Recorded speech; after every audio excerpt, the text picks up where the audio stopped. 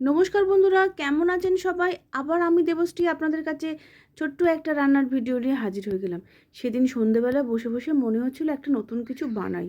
ভাবতে ভাবতে মনে হলো আজকেরও ঠেকুয়া বানাই। আপনারা কে কীরকম করে বানান আমাকে জানাবেন। আমি আগে সেরকম করে কোনো দিন বানাইনি, মোটামুটি এটাই আমার ফার্স্ট টাইম। তাই সেই জন্য আমি একটু চেষ্টা করলাম। একটা মেজারিং কাপ, আমার কাছে কাপ নেই, এমনি চায়ের কাপেরই আমি মেজারমেন্টটা করে নিই। যেমন 1 কাপ ময়দা, 1 কাপ আটা, আর ওই একই কাপেরই হাফ কাপ মতো সুজি দিয়েছিলাম প্রথমে। দিয়ে ভালো করে শুকনো উপকরণগুলোকে হাত দিয়ে মিশিয়ে নিয়েছি। মিশিয়ে তার মধ্যে দিয়ে দেব একটু মৌরি আর নারকোল কুড়ো।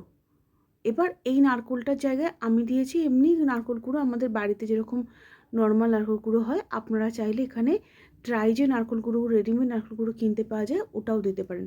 এটাতেও কিন্তু বেশ ভালো হয়েছিল, কিন্তু এটাতে যেহেতু রস আছে সেই জন্য জলের পরিমাণটা মাখার সময় কমে যাবে। এটা একটু আপনারা খেয়াল রাখবেন, যেটা ড্রাই নারকোল কুড়োতে লাগে না।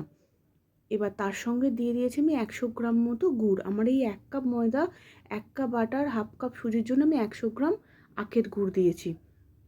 এই আখের গুড়টাও নরম, তার জন্য জল কিন্তু আমার খুবই অল্প লেগেছিল, এতেই মোটামুটি হয়ে গিয়েছিল। দেখুন, এটা দিয়ে এবার সমস্ত শুকনো উপকরণগুলো দিয়ে খুব ভালো করে হাত দিয়ে মাখাতে হবে। আপনারা কে কে পছন্দ করেন এই ঠেকুয়া খেতে? আমি তো সেভাবে আগে কোনো দিন খাইনি, এবার সেভাবেও আমি জানি না। আমি একবার কিনে খেয়েছিলাম, বানাই তো নি আমি, এবার বানিয়েছিলাম কিন্তু খুব সুন্দর হয়েছিল।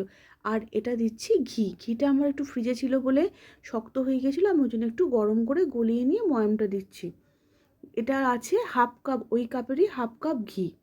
দেখুন আমার মাখাটা কীরকম হয়ে গেছে, একদম জল তখনও কিন্তু আমি দিইনি, তাতেই প্রায় হয়ে এসছে।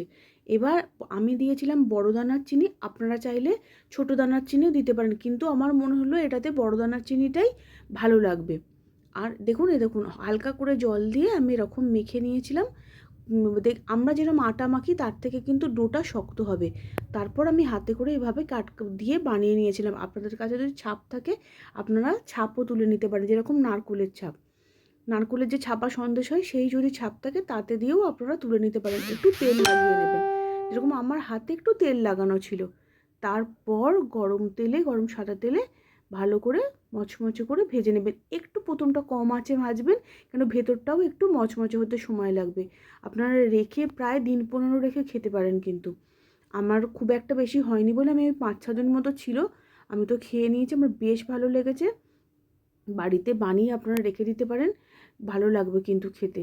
কেমন লাগলো না লাগলো আমাকে একটু জানাবেন। খুব সুন্দর হয়েছিল কিন্তু আমারটা। আমি আশা করি এই নিয়মে করলে আপনাদের গোটাগুলোও ভালো হবে, খুব ভালো খেতে হবে। এরকম প্রথমে অল্প অল্প দিয়ে ভাজবেন, মোটামুটি তেলেতে একদম ডুবো তেলেতেই ভাজবেন, জানেন তো। তাই আমার ভিডিও যদি ভালো লেগে থাকে তাহলে একটা লাইক, শেয়ার এবং কমেন্ট করে দেবেন। আর নতুন বন্ধুরা চ্যানেলটা সাবস্ক্রাইব করে পাশে থেকো। আবার আসছি একটা নতুন ভিডিও নিয়ে, ততক্ষণ তোমরা খুব ভালো থেকো, সাবধানে।